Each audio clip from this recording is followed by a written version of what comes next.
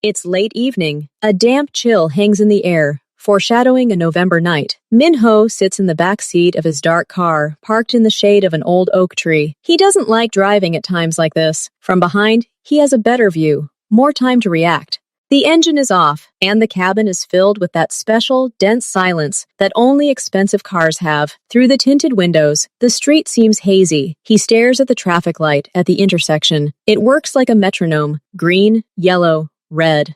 The cycle has been repeating without a hitch for 40 minutes now. Min-ho waits for a call. The phone lies on the seat next to him, black, silent, irritatingly still. He glances at it from time to time, but doesn't touch it. Impatience is a sign of weakness. And he's not weak, he's simply waiting. Every minute is a test of his strength. He mentally runs through possible scenarios. Why isn't he calling? Is there a delay? Is there a problem? Or is this part of the game? A test of his endurance. His face is an impenetrable mask, but his eyes flicker with cold fury at this uncertainty. He glances at the street. It's deserted. Across the street is a row of 5-story apartment buildings. The windows dark. Only in one, on the 3rd floor, does the blue glow of a television flicker. On the corner is a 24-hour convenience store called Near Home. Behind the grimy glass, a long row of shelves and a cash register are visible, behind which sits an elderly, bespectacled clerk. He's reading a newspaper, completely indifferent to the world beyond. Min-ho notices every detail: trash caught in the wind and swirling around a drain pipe, a cat's shadow sliding along the garage wall. He listens. The silence is broken only by the distant, constant hum of the big city, like the sound of the sea. Here, in this neighborhood, it's quiet. Too quiet. Such silence must be endured, like pain. He looks at the traffic light again. Red. Everything freezes. And into this very silence,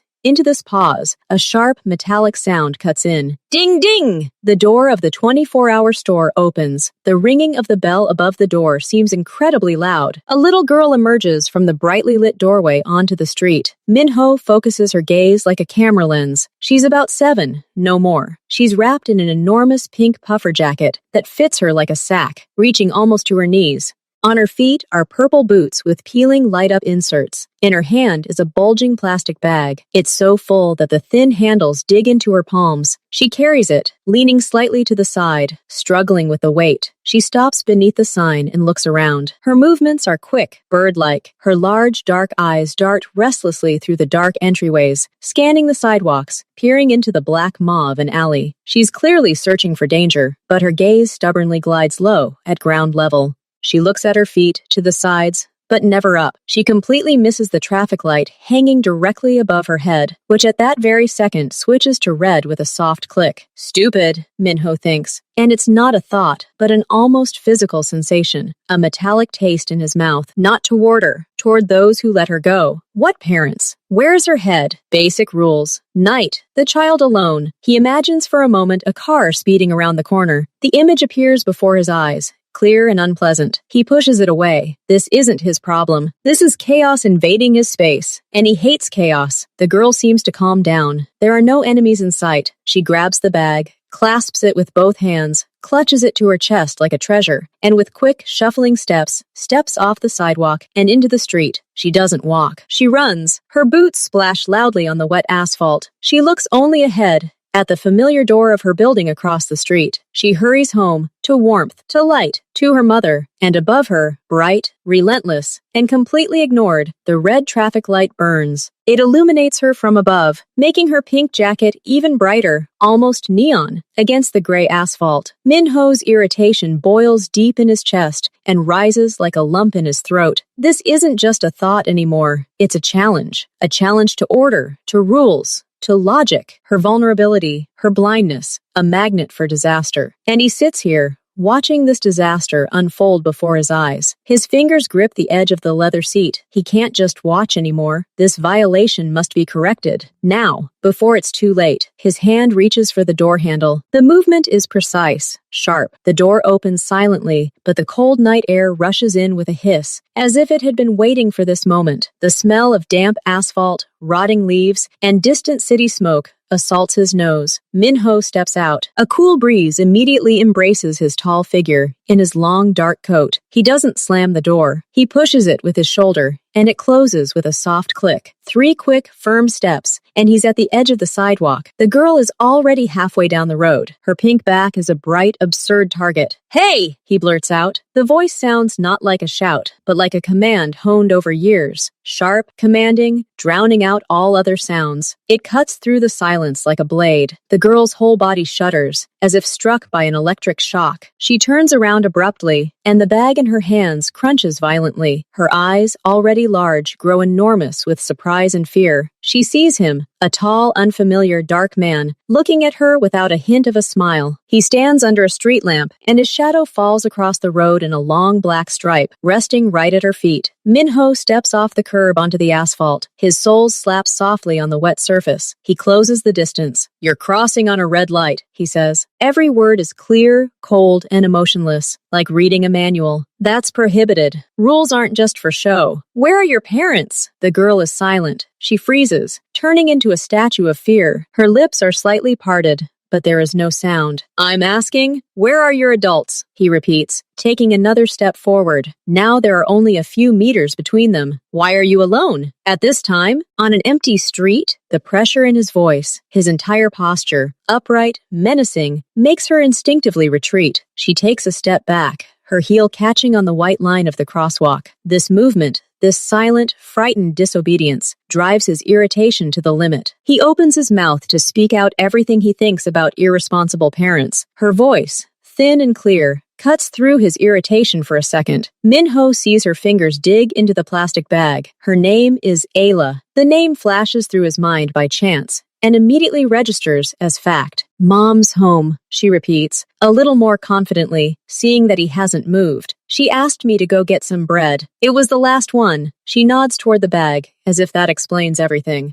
And then adds, almost in a whisper, looking him straight in the eye with childish directness, "We're cooking dinner." She says it as if cooking dinner is a sacred ritual, the most important act in the universe, and maybe for her right now, it is. She points with her hand, fingers spread, still clutching the handle of the bag, at the gray 5-story building directly across the street. Right there, Minho automatically follows her gesture. The third entrance. On the ground floor, the light is on in the kitchen, yellow, warm, ordinary. A picture of peaceful life that contrasts so sharply with the cold metal of his evening. For a second, a strange feeling overcomes him, between envy and bewilderment. How can one be so carefree? How can one let a child go out into the night to buy bread? That's exactly what he's about to say. His lips are already forming for another harsh sentence. He wants to ask what kind of mother she is. He wants to order her never to do that again. He wants to restore the violated order. The world is exploding. It's not the sound at first. It's the change in pressure. A sharp, painful change in his ears. Like when a plane takes off, only 1,000 times stronger. The air compresses into a dense, invisible wall and hits him from behind. Then comes the sound, but it's not a roar as described in books. It's an all-consuming, absolute rumor that erases all other sounds. He doesn't hear it. He feels it in his bones, his teeth, the fluid inside his skull. It's the sound of his car turning into a fireball, the sound of tearing metal, shattering glass, crumpling steel. It fills the entire universe. And then,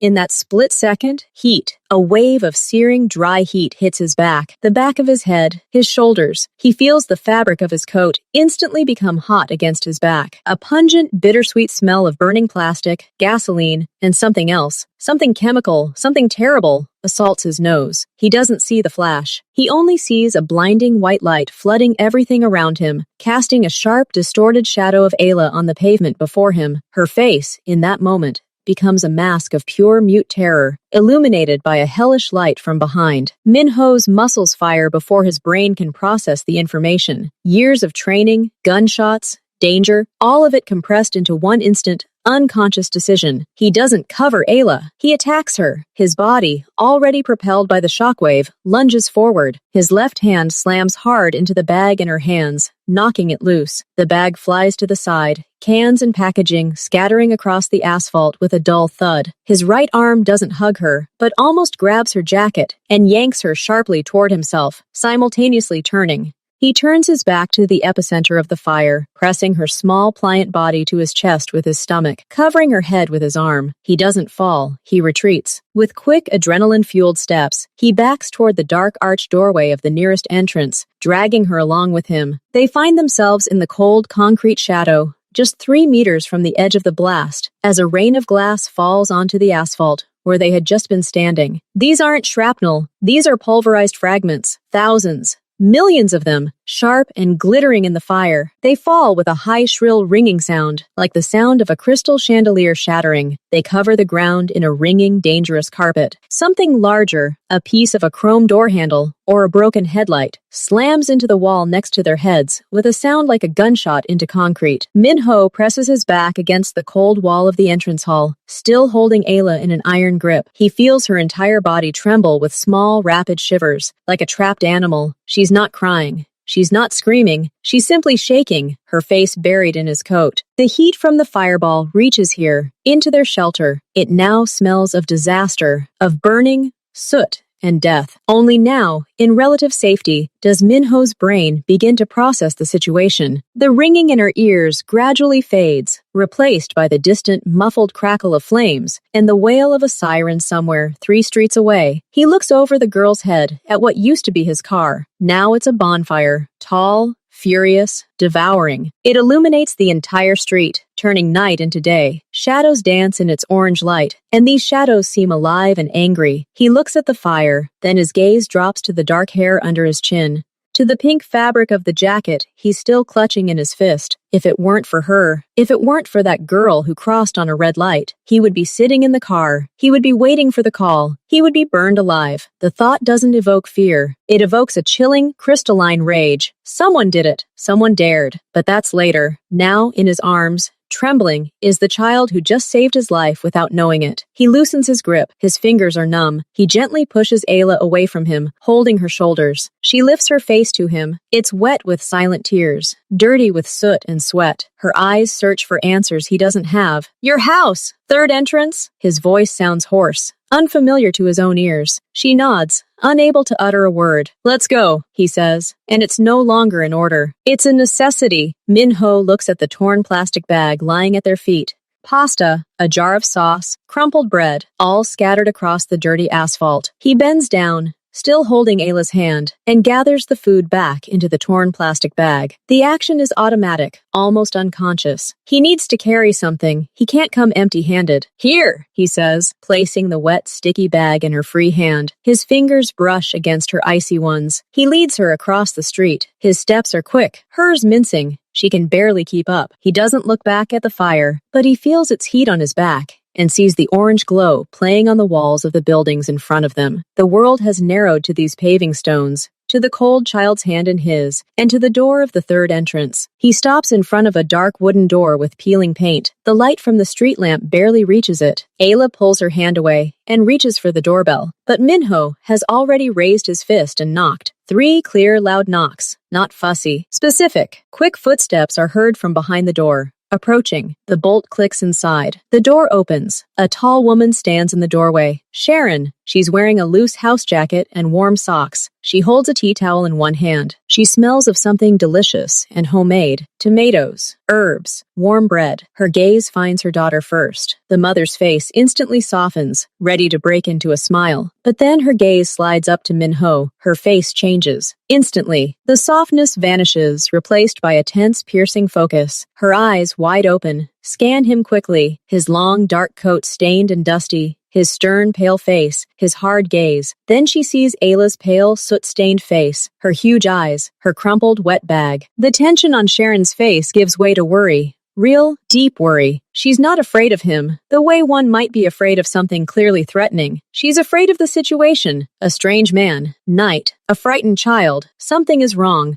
Something is very wrong. She instinctively steps forward, as if to stand between Min-ho and Ayla, but stops. Her fingers tighten around the towel. Ayla! Her voice sounds sharp, higher than usual. What happened? Who is it? Min-ho sees that look. He's seen it hundreds of times. The look of a man preparing for the worst. He takes a half step back, moving away slightly. He needs to reduce the threat. He needs to speak. Sorry to disturb you at this hour, he begins. His voice is deliberately quiet, even, devoid of any sharp edges. He stands very straight, his hands at his sides, demonstrating a non-threatening demeanor. "My name is Min. Your daughter is physically fine. She is unharmed." He pauses, briefly but meaningfully, letting the words sink in. He sees the muscles in her cheekbones twitch slightly, but the tension doesn't subside. "But there was just an incident outside," he continues, choosing his words carefully. He gestures over his shoulder without turning around. "Near the store, an explosion, probably a gas accident in a car." He lies, easily and smoothly. Gas is simple,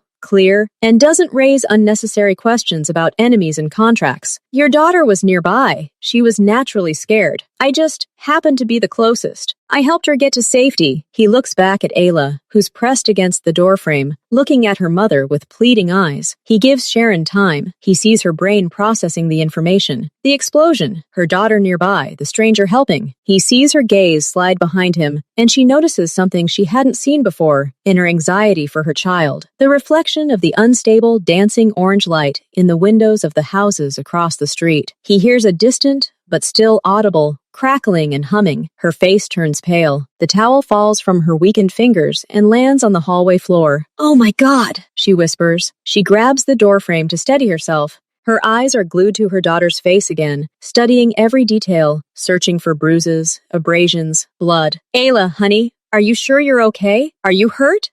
I'm okay, Mom," Ayla says quietly, finally finding her voice. "Uncle, he hit me." This simple childish phrase falls into the silence between adults with the weight of a kettlebell. Sharon looks at Min-ho in a new way. The panic doesn't subside, but it takes on a new hue, a sharp, all-consuming shame and gratitude. She saw him as a threat, and he saved her child. "Oh my God," she repeats. Louder now, her voice shaking. She runs a hand over her face. I'm sorry for my tone. I was just scared. Thank you so much." She bends down and picks up the towel, doing it just to keep her hands busy, to hide the trembling. "If it weren't for you." She doesn't finish the sentence, swallowing again. Her gaze falls on the pitiful, soggy bag in Ayla's hands. The groceries. Everything's gone. "Come inside, baby. You're shaking all over." Ayla steps over the threshold hesitantly, but stops, looking back at Min-ho. Sharon looks at him too. He stands on the cold, dark threshold, a distant and lonely figure, against the raging glow behind him. He's done his job, brought the child, and now it seems he's ready to simply turn around and walk into the night. Into the night where sirens still wail and something burns. Thoughts race through her head. He saved Ayla. He stood between her and the fire. He brought her home. And him? He's covered in dust. He's just been through this. Will he just leave? The impulse is born faster than the mind can process it. It is driven by guilt,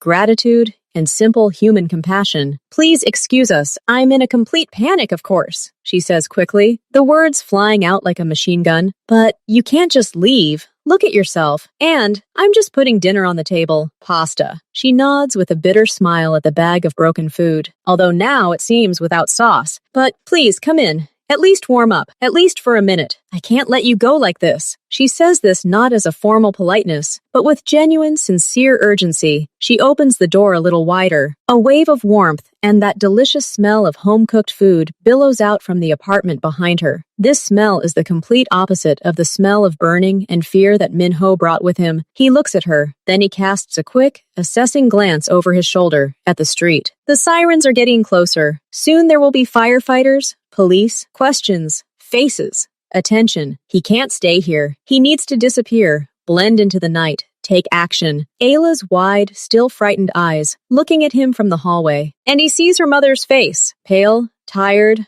but full of a stubborn desire to do at least something right in this suddenly mad world. He stands at the threshold, on the border between the cold chaos of the street and the warm, food-scented order of this small apartment. His mind screams at him to leave, now, but he nods slowly, almost weightlessly. Min-ho nods. It's a small, almost imperceptible movement of the head, and it's difficult for him to do. Every cell in his body, every instinct screams at him to run, to hide, to analyze the threat, to act. He stands on the threshold beyond which lies his war, but he steps over it. The hallway is cramped and cozy. It smells of floor wax and that same tomato sauce. Children's jackets hang on a coat rack, and colorful boots lie on the floor. Ayla has already taken off her pink puffer jacket, and now she seems even smaller in her simple house t-shirt. Come in," Sharon says, gesturing briskly toward the small kitchen. Sorry about the mess. There's no clutter. The tiny kitchen is spotless. A bowl of fresh salad sits on the table, a steaming pot of pasta, and, yes, a second, smaller one, with simple tomato sauce from a jar. A spare, apparently. Sharon quickly takes out a third plate and cutlery. Please sit down. Ayla, wash your hands. And, please, she turns to Minho. Also, if it's not too much trouble, through that door. He follows the directions silently. The bathroom is tiny, plastered with children's drawings and bright stickers. He washes his hands, washing away the soot and dust, and looks at his face in the mirror. It is pale, his eyes dark, and there is tension at the corners of his lips. He splashes cold water on his face. A silence falls at the table, broken only by the soft clink of cutlery. Sharon puts pasta on his plate and pours sauce over it. Ayla, having washed her hands, sits down and stares at him. By the way, my name is Sharon, the hostess says, finally sitting down. And this is Ayla. Once again, thank you so much. My name is Min, he answers simply. The name sounds bare, without a surname, without a patronymic, just a syllable. Min, Sharon repeats, as if testing the sound. Have you been in our area long? Just passing through, he answers with one word, picking up his fork. He eats automatically, not noticing the taste. Food is fuel, but here it's warm, and it's been cooked. That changes things. Ayla picks at the pasta on her plate, and then suddenly says, turning to him, Do you have a car? Minho freezes for a second, his fork frozen in midair. Sharon casts a frightened glance at her daughter. Ayla! There was, Min answers calmly. The one that exploded, probably from the gas. He says it so simply that the tension eases a little. Oh, this is terrible, Sharon sighs. You must be in for a nightmare with your documents and insurance now. Yes, he agrees, although he's already mentally dismissed the machine as a lost tool. Trouble. The conversation moves in fits and starts, with pauses that Minho is slow to fill. Sharon asks if he works nearby. He replies, I run a business. So vague, it sounds like a deliberate excuse. She seems to understand this and doesn't press. Ayla, having swallowed several mouthfuls of pasta, perks up. The shock begins to subside, replaced by excitement from the unexpected adventure and the presence of the mysterious stranger. I took a math test today, she says out of place. I got an A, just one mistake. Well done, Min says. It's the first response he's made that doesn't sound like a direct answer to a question. He looks at her and sees her shoulders straighten at the praise. We have a new hamster at school, she continues, getting excited. His name is Bublik. He sleeps all the time. Sharon glances from her daughter to the guest with a slight apologetic smile, but Min doesn't look irritated. He listens. He finds it strange. These childhood stories, this flow of ordinary, peaceful life. In his world, conversations revolve around debts, boundaries, deliveries, power. Here, they talk about hamsters and tests. This scene, the warm light over the table, the clink of plates, her mother's gaze, seems surreal to him. He feels like an observer, wandering into someone else's, too vivid and simple, dream. This calm envelops him like a dangerous quagmire. Here, one can forget, but one cannot forget. Would you like more sauce? Sharon asks, interrupting his thoughts. No, thank you. Everything was delicious, he replies with a polite, rehearsed phrase. It's true, but he barely tasted it. He notices that Ayla's hands are no longer shaking. She's already laughing, telling him something about her friend Vanya, who fell into a puddle. Sharon straightens her hair. And in this simple gesture, there's so much normality. This is probably what makes ordinary people worth living. He's never experienced anything like this. He finishes the last forkful of pasta and carefully places the utensils on his plate. The action is precise, final. Politeness is all well and good, but time is up. Dinner was wonderful, he says, his voice slightly formal, as if thanking a business partner. You're very kind. He pushes back his chair and stands. His tall figure immediately fills the small kitchen, reminding both him and them that he is a foreign body here. Sharon jumps up too. Already? Are you sure? Maybe coffee? Tea? No, thank you. I really have to go. His tone leaves no room for argument. He turns to Ayla, who looks at him with sudden disappointment. Be careful on the roads, and listen to your mother. Yes, sir, she mutters. He heads for the exit. Sharon follows him, rubbing her hands on a towel in confusion. He pauses in the hallway. From here, the street is visible again through the doorway window. The glow has died down a bit, but the flashing blue lights of police cars are already coloring the walls of the houses opposite. Sorry again for bothering you, he says, now looking Sharon straight in the eye. And thank you for dinner, and for your trust. He says the last word with a slight effort. It is more important to him than it might seem. Thanks to us, she replies warmly. If anything, if there are problems with the car's paperwork or, I don't know, we live here. She's not offering help. She's offering a foothold in the area. He understands that. I'll keep that in mind. He opens the door. Cold air, now tinged with the smell of burning and chemicals, rushes into the warm hallway. He doesn't look back. He steps out onto the landing, and the door clicks shut behind him, cutting off that island of warmth and light. The stairs are dark and empty. He stands for a second, listening. Voices and footsteps can be heard from below, probably the residents gathered at the entrance, discussing the incident. He won't go there. His hand fumbles for the second phone, the clean one, in his coat pocket. His face, which had just been almost human, freezes into an impenetrable mask once more. The last glimmer of the kitchen light fades from his eyes. Ming disappears. Only Min-ho remains. He quickly and silently descends the basement stairs, which, as he's already noticed, has an exit into the neighboring courtyard. He doesn't have a car, but he has business. Very urgent business. Someone made a grave mistake today, thinking they could destroy him. Now that someone will learn the price of that mistake. But before disappearing into the darkness of the service exit, he pauses for a second. From behind the door of Sharon and Isla's apartment, he hears his mother's muffled, soothing voice and the quiet sound of a child's laughter. He listens to the sound, just for a second. Then he turns and leaves. The taxi door closes with a dull click, cutting off the world outside. The smell of cheap air freshener and old upholstery fills the air. Min-ho leans back in his seat and stares out the fogged glass. His reflection, pale, with dark circles under his eyes, stares back at him from the darkness. He is no longer the Min from the warm kitchen. Every soft spot in his soul, every trace of the comfort he just left, he methodically freezes, stores in a dark, inaccessible safe. Now he needs to work. Central Station, he tells the driver, in a voice that brooks no questions. As the car starts moving, he takes a thin, simple phone out of his inside pocket, not the one in his burned-out car. A different one, a clean one. He dials the number with memory, without looking. Speak. He hears an even, alert voice on the phone. It's me. The machine has been destroyed. I'm out. Point Alpha is compromised. His words are short like blows. No emotion. We're switching to plan quiet. All contacts through new channels. Immediately. Got it. What's the reason? Internal. That's the most terrible thing you can say in his world. Betrayal of his own. We need a full audit of the last 72 hours. Everyone who knew about my location. Everyone who had access to the car. Financial flows for the last week. We're looking for anomalies. Overt and covert. It will be done. Any suspicions? Min-ho looks out the window at the passing lanterns. His face in the reflection doesn't waver. There are too many who would like to take my place. Narrow it down to those who had the desire, the opportunity, and access to a new type of explosive. These are professionals, not amateurs. Look among us. There's a short, heavy pause on the line. Then a voice answers. I see fury in it. I'll find it. What next? I'm disappearing. For now. You are my eyes and ears. Report every 6 hours. And prepare the team. We might need cleaning. Large scale. Understood. And one more thing, adds Min-ho, his voice losing some of its steely monotony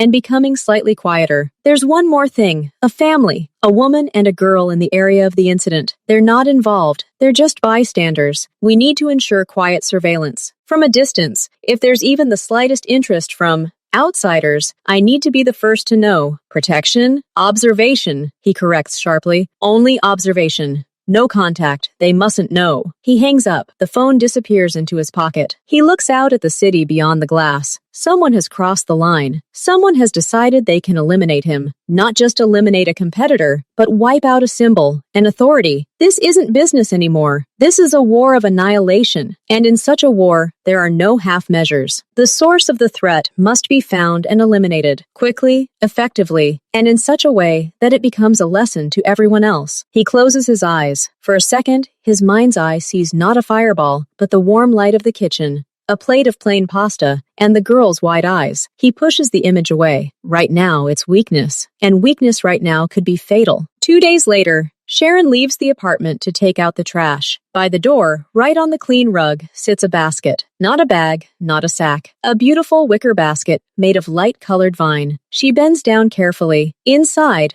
on soft corrugated paper, lies fruit. Not apples and bananas from the nearest supermarket. Atlas tangerines with their leaves still attached. Velvety passion fruits. A few pomegranate dark, almost black grapes on a vine. And between them, like precious stones, are chocolates in gold wrappers. Expensive ones, the kind you buy in specialty shops. Sharon looks around the empty stairwell. No one is there. She lifts the basket. It's heavy and smells of sweet citrus freshness. Among the fruit lies a small, thick card. Plain white card unadorned. On it, in even, almost calligraphic handwriting, is written, "With hope for brighter days. Min." She reads these words several times. With hope for brighter days. It's not thank you. Not sorry to bother you. It's something more. It's a wish. Personal and somehow caring. She brings the basket inside and sets it on the table. Ayla runs up, her eyes lighting up. Wow, who's this from? From that guy, Sharon says quietly. From Min. Wow. Ayla reaches for the chocolate bar, but Sharon catches her hand. Later. Let's have breakfast first. She stands and looks at the basket. It's too generous, too personal. A feeling of unease mingles with gratitude. Who is this Min? The businessman whose car exploded? Why such expensive gifts? What does it all mean? But when she sees Ayla admiringly examining the passion fruit, pointing at it, and asking what it is, her anxiety subsides a little. Maybe he's just a grateful man. A weirdo. Thanks. 3 more days pass. On Saturday morning,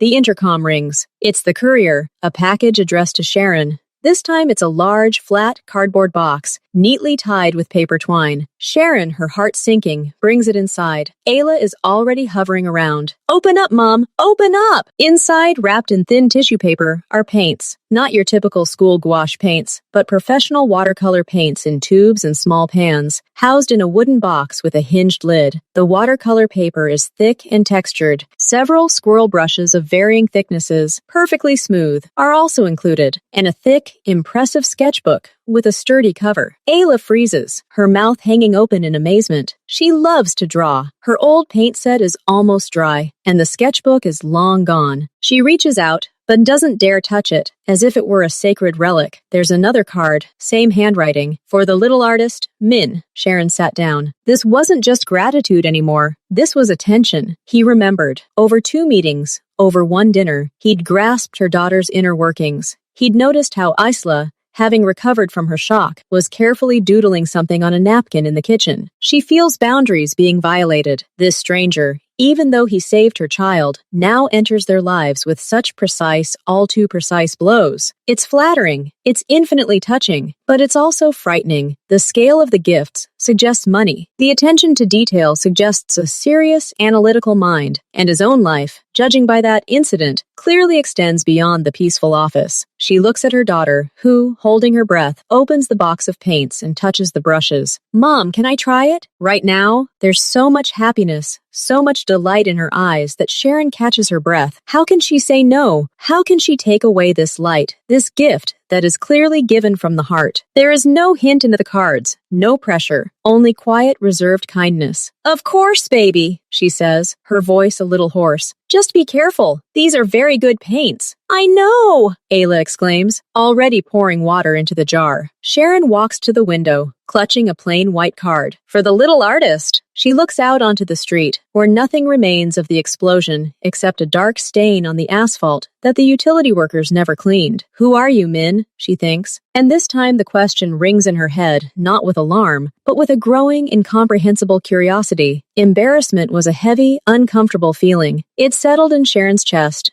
and refused to leave. The fruit basket sat on the kitchen table, a reminder of a generosity that bordered on the surreal. The paint sat on the shelf in Ayla's room like sacred relics. Sharon paces the apartment, feeling like an unwelcome debtor. Who is this man? For real. She replays that evening in her mind, his reserve, almost coldness, his expensive, stained coat, his ability to navigate chaos. Running a business, that explains nothing. Business. What scale allows one to so easily throw away expensive gifts to strangers? Her maternal instinct, always keen, whispers of potential danger. The world is full of strange people with unclear motives. What if this gratitude turns into something else? What if there's a debt behind it? A debt that one day will have to repay. She's used to relying only on herself. It's scary to let strangers, especially strangers like Min, into their small, well-ordered world. She decides she must refuse, return the gifts, or at least make it clear that she doesn't need anything else. Her hand reaches for the phone, searching for the scrap of paper where he'd written his number. But then she peers into Ayla's room. The girl is sitting on the floor, surrounded by sheets of paper, bright,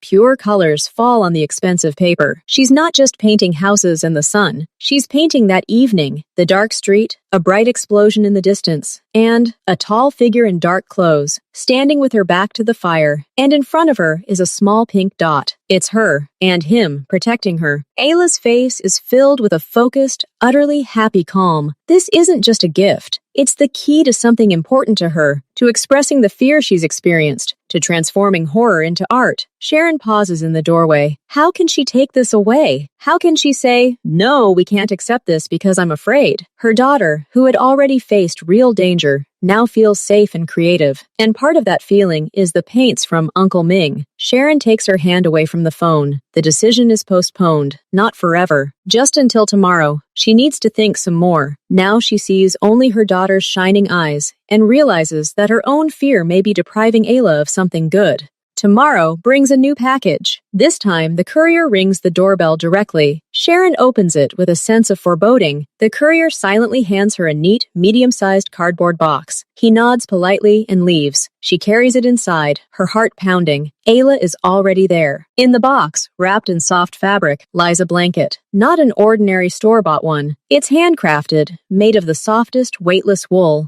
the color of dark plum. It exudes a subtle scent of cleanliness and wood. Beneath it is a small wooden box. Inside, in individual silk bags, are several varieties of tea, not tea bags, but whole leaves, twisted and fragrant, black, oolong, something with a subtle floral scent, and again, a card, to keep warm on cold evenings. Min, this gift hits the mark. It's not for Ayla anymore. It's for her, for Sharon. Cold evenings in their old apartment are a reality. The radiators are noisy, but the heat is weak. She often sits with a cup of cheap tea, wrapped in an old, threadbare blanket, while Ayla does her homework. This is too much, too sweet, too personal, too insistent, despite all the delicacy of execution. This isn't just gratitude for saving her. This is attention to the details of their lives, to their daily routine. This is a desire to integrate into their everyday life. The gift of fruit could be written off as formal politeness. The colors, attention to the child. But a warm blanket and good tea for her is a step across an invisible boundary. Sharon sits down on the sofa, clutching the incredibly soft fabric of the blanket. Fear and gratitude clash fiercely within her. On the one hand,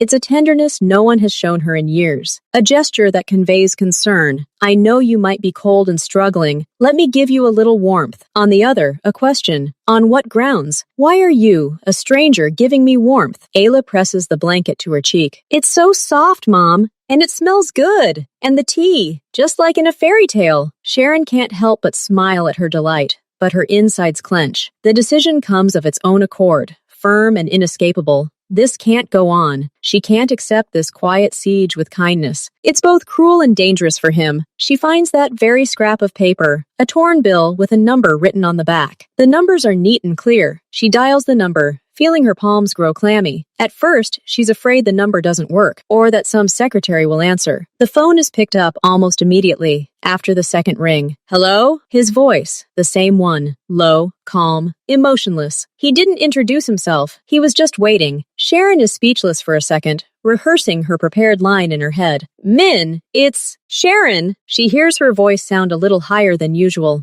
nervous. There's a brief but noticeable pause on the other end of the line. When he speaks, a subtle softness creeps into his tone that wasn't there in the first hello. Sharon, hello. Is everything okay? Is Ayla okay? His first thought is safety. It touches her, but she doesn't let it distract her. Yes, everything's fine. Thank you. She's simply delighted with colors. She paints all day long. It makes me happy, he says simply. I'm calling about gifts, Sharon begins, gathering her courage. They're beautiful, very beautiful. Fruit, paints, and a blanket with tea. That's incredibly kind of you. She pauses, hoping he'll get the hint, but he simply remains silent, letting her finish. But Min, this is too generous, too much. We can't accept this. We haven't done anything to deserve such generosity. You've already done everything. Saved Ayla. That's more than enough. The words come out in a hurried, halting patter. She's afraid she sounds ungrateful. There's silence again on the other side. Not heavy, but thoughtful. I understand, he finally says. His voice is still even. I didn't mean to embarrass you or create a sense of obligation. For me, this isn't generosity. It's correcting an imbalance. What imbalance? Sharon asks, confused. You and Ayla gave me a quiet evening in the midst of chaos, and something more. These gifts are just a feeble reflection of my gratitude. They come with no strings attached. Honestly, he says honestly, and to her surprise, she believes him, but she still feels uneasy. Believe me, I appreciate it, but please, no more. It's unusual. Okay, he agrees immediately, without arguing. I heard you. There's no resentment in his submission. There's respect for her boundaries, and this suddenly makes her feel a little sorry. Sorry that she's cutting everything off at the root. There was something lonely in his silence on the other end of the line.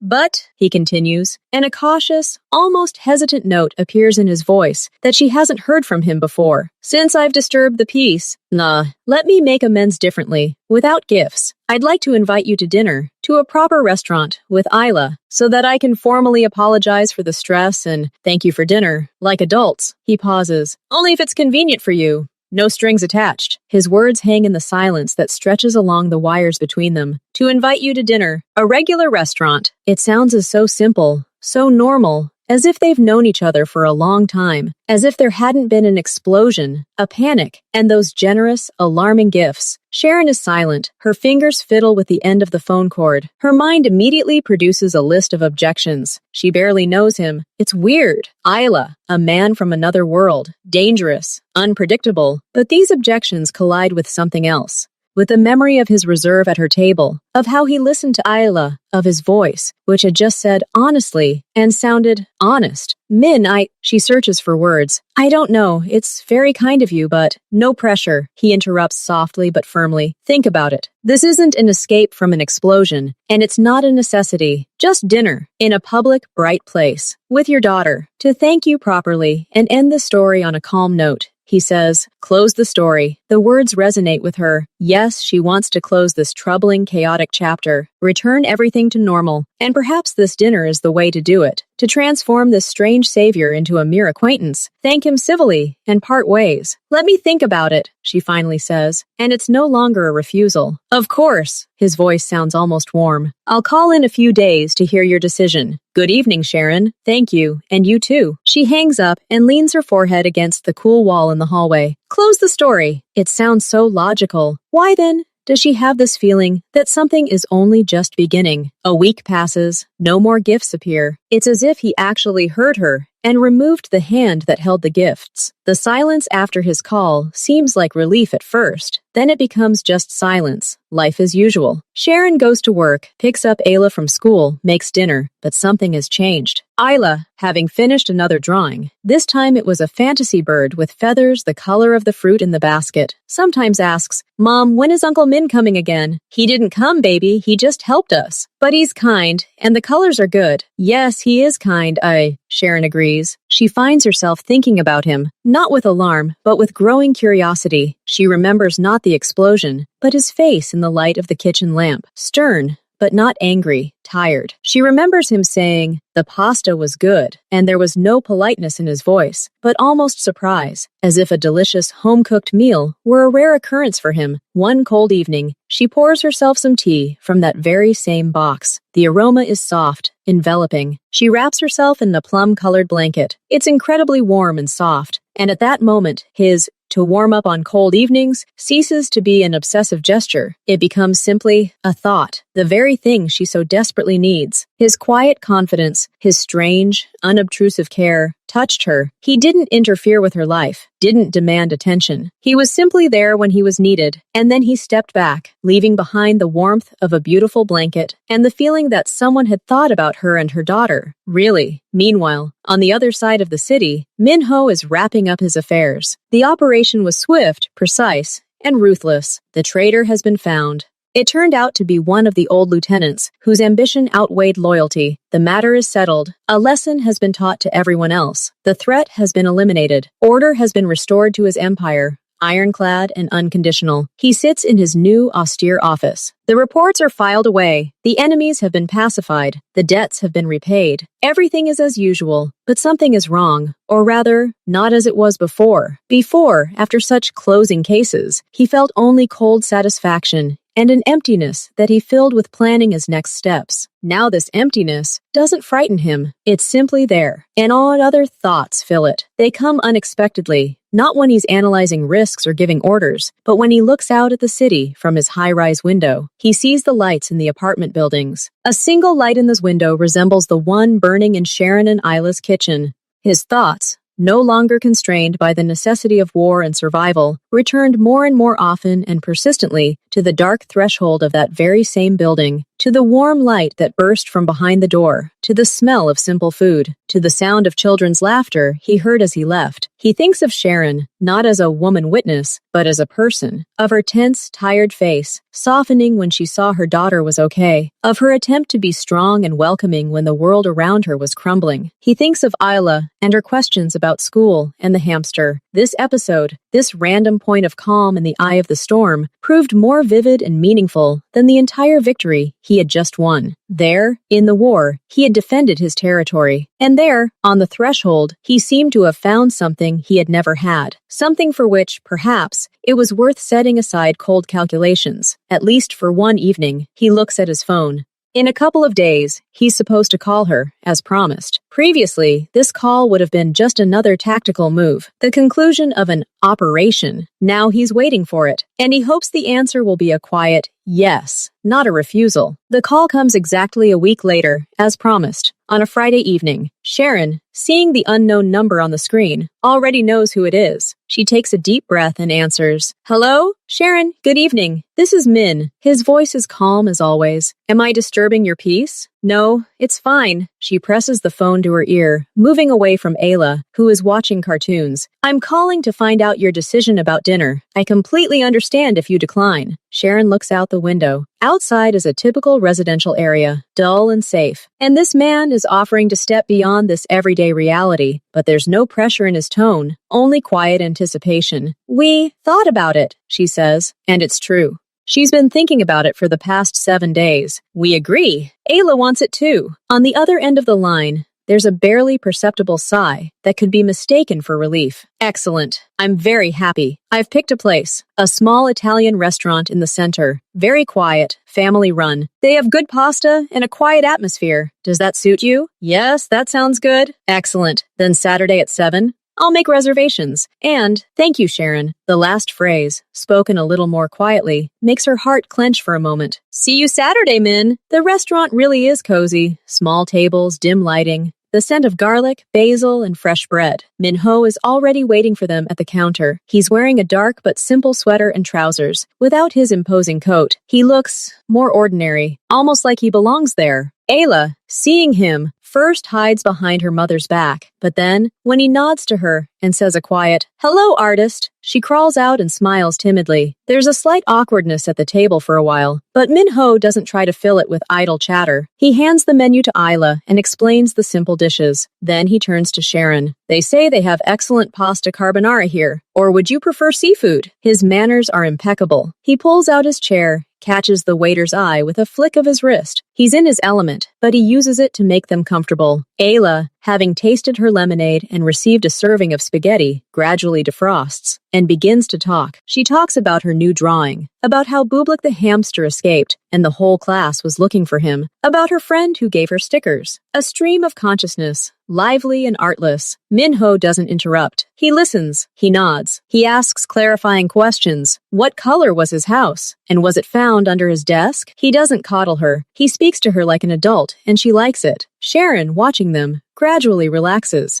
She sees his stern face occasionally light up with a faint, barely perceptible smile at the corners of his lips. He says little about himself. He notes that the pasta here is indeed good, but that Sharon's sauce was better that evening. He explains that he loves strolling around the city early in the morning when the streets are deserted. He mentions having been to Italy, describing not the sights, but the smell of coffee in a small shack on the coast. He's a good listener. It's a rare quality. And Sharon finds herself talking more than usual about her job at the library, the difficulty of finding good children's books, her love of old black and white films. He listens to her as attentively as he does to Isla. When dinner comes to an end and the waiter brings dessert, tiramisu for the adults, and ice cream for Ayla, the tension finally dissipates. A light, pleasant weariness from good food and relaxed conversation remains. "Thank you, Min. It was wonderful," Sharon says. And it's not just politeness. "Thank you for coming," he replies, his eyes reflecting the warm light of the candle on the table. Ayla, licking her spoon, suddenly asks, "Will we ever sit like this again?" Sharon looks away, embarrassed, but Min-ho answers first, calmly and simply, "If you and Mom allow it, I'd be happy. Maybe we could go to the movies? I heard there's a good cartoon about dragons on right now." Ayla freezes, her eyes wide, then turns to her mother. "May I, please?" Sharon, looking at her beaming face and Min's calm, open one, realizes the point of no return has been reached. Refusing now would mean scaring everyone again, pushing them away. And she doesn't want that. "Well, I guess we can. Next weekend." This dinner isn't the end of the story, but the first link, the first thread connecting 3 lonely lives. Next week, they go to the movies. Min-ho buys the biggest popcorn, and Ayla sits between them, whispering comments on the screen. Then, as they leave the theater, they discuss the plot, and Min-ho, surprisingly for someone of his stature, explains the motives of the animated dragon. A week later, on a sunny Sunday, they go to the zoo. At Ayla's request, Min-ho patiently follows them, reads the animal signs aloud, and buys them ice cream. Sharon sees him looking not at the animals, but at her and Ayla, as if that's the real miracle for him. They're not family yet, they're not even close friends, but they are us, 3 people who met by chance in a fire, and are now step by step learning to find warmth in simple things. A shared dinner, a laugh at the cinema, a walk in the autumn sun. This is the beginning of something new. And all 3, each in their own way, fear and hope for it. One Sunday afternoon, there's a knock at the door. Sharon, thinking it's a neighbor, opens it. Min-ho stands there, holding a neat candy store box. "I was nearby," he says, a little awkwardly, as if making excuses. "I bought an apple pie. Thought it might be for tea." Ayla is already rushing into the hallway with a joyful cry. From then on, this becomes a habit. First, he comes with a reason. A pie, new paints for Ayla, expensive coffee for Sharon. Then the reasons disappear. He just comes. On Sunday, after lunch, he ceases to be a guest. He becomes part of the Sunday ritual. He silently helps Sharon carry her heavy bags from the market. One day, overhearing her arguing about a leaky faucet in the kitchen, he takes off his jacket, rolls up his sleeves, and changes the gasket in half an hour while she hands over tools, and Ayla watches in admiration. His large, usually stern hands deftly handle a wrench. Another time, Sharon bought a disassembled bookshelf. The cardboard box and the assortment of incomprehensible parts left her disheartened. Min-ho, seeing this, silently took the instructions. An hour later, the shelf stood straight and sturdy, and he, wiping dust from his hands, merely nodded at her gratitude. He doesn't talk much, he does. And in these actions, fixing, assembling, simple help, Sharon sees not a gesture of ostentatious gallantry, but something more substantial. A desire to be useful, to be part of this small domestic world where everyone cares for each other. His job remains a mystery. Sometimes, especially on weekday evenings, he'll be away on business, and his expression will become focused and distant, just like that first night. Sometimes he'll glance at his phone screen, his eyes narrowing for a split second before he sets the device aside and returns to them. He says he works in business management. Sharon once gently asked him what kind of business it was. He looked past her and replied, "Various things. Importing, logistics." It was so vague, it was a clear signal. Don't ask. And Sharon stopped asking, not because she was afraid, but because she respected his boundaries. She learned to read him by other signs. By the way the tension drained from his shoulders when he crossed the threshold of their apartment. By the way his gaze softened when he looked at Ayla, poring over her homework. By the way he remembered that Sharon didn't like cilantro, and once silently removed it from his salad for dinner, so she wouldn't be offended by the smell. He never speaks of high-flown emotions, but his concern for Ayla is sincere and unobtrusive. He asks about school, not just for show. And then, a week later, he might ask, "So have you made up with that girl Masha?" He bought her not just any encyclopedia, but one about dinosaurs.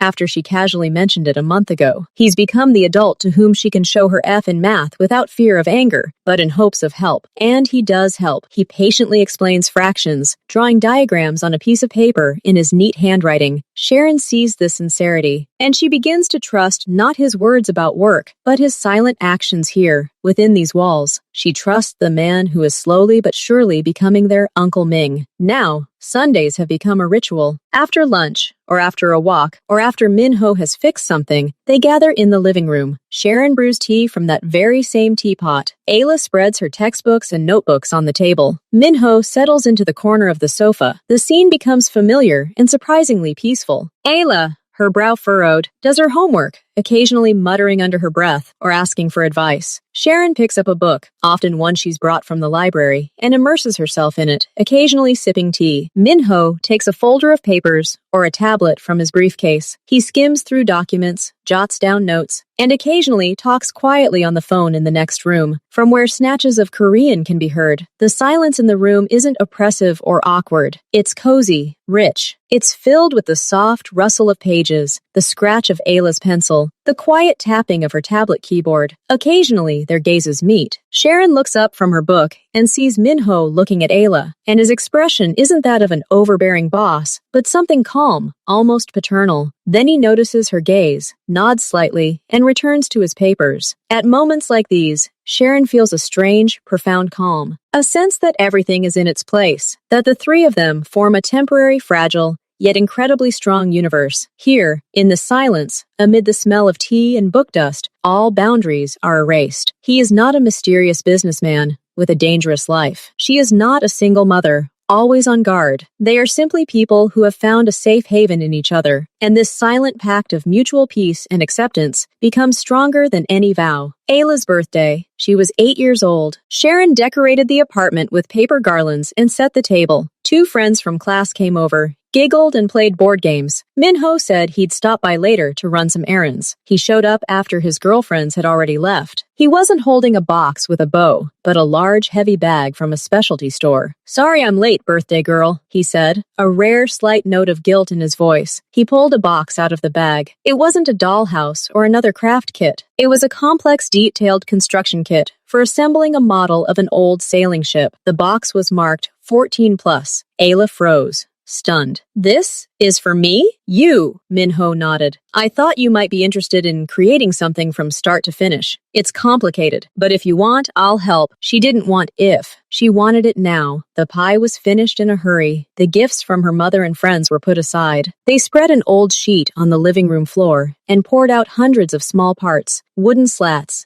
and instruction sheets that looked like treasure maps. They spent the entire evening on the floor. Ayla, hunched over, searched for the necessary parts with frantic concentration. Minho sat nearby, his long fingers, accustomed to completely different tools, carefully separating the fragile components from the sprues, explaining the principle of assembling the frame. He didn't do it for her. He guided her. "Look, the groove here should align with this ledge." Slowly. "Yes, like this." Sharon cleared the table, sat down in a chair with a cup of tea, and simply looked at them, at her daughter's red head, almost buried in the diagram, at his bowed, serious head, at their hands, which sometimes moved in sync. The silence was broken only by the whisper of their voices, the rustle of paper, and the soft click of components being inserted. She smiled, not broadly, but with a deep, calm smile, coming from the heart. There was nothing in this picture of the troubled world from which he had come. Here was only the ship they were building together, and it was beautiful. His own apartment, located in a prestigious, secure building, remained a model of minimalism and order. Glass, steel, expensive materials, impeccable cleanliness. There were no knickknacks. Personal belongings were kept to a minimum, but now, on the huge steel refrigerator door, right in the center, sat the only object that disrupted the harmony, Ayla's drawing, the one where he was standing with his back to the fire. It was attached with a simple strawberry magnet that Sharon had given him, so he wouldn't lose it. He looked at this childish drawing every morning when he poured water, and every evening when he returned.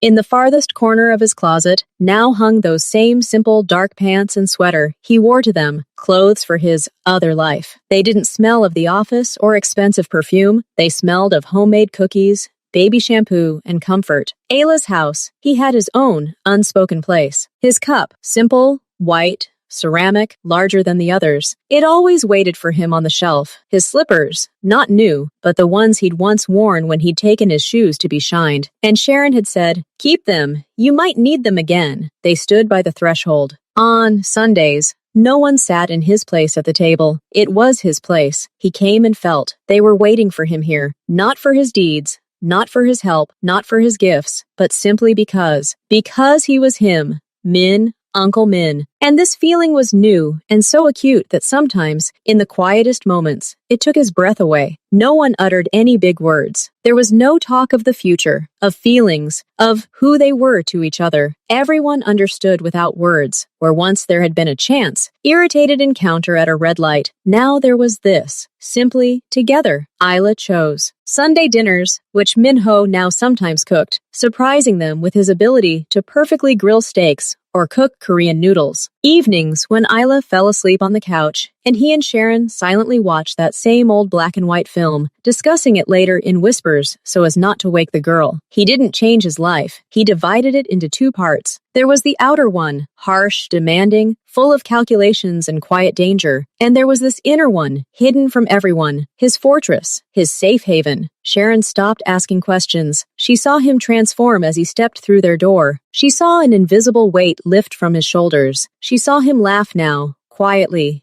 deep, genuinely. When Ayla said something funny, Ayla simply accepted him as a given, as part of her world. Uncle Min, who would always help with homework, listen, protect, and build any construction set with her, no matter how complex. They weren't a family in the traditional sense, but they became more than just friends. They became a small, safe circle, a place where everyone could be themselves, without masks, without fear, without loneliness. And it all started when a little girl ran across the street against a red light one day, and a stern man stepped out to reprimand her. A coincidence, or maybe not, as if it was meant to be.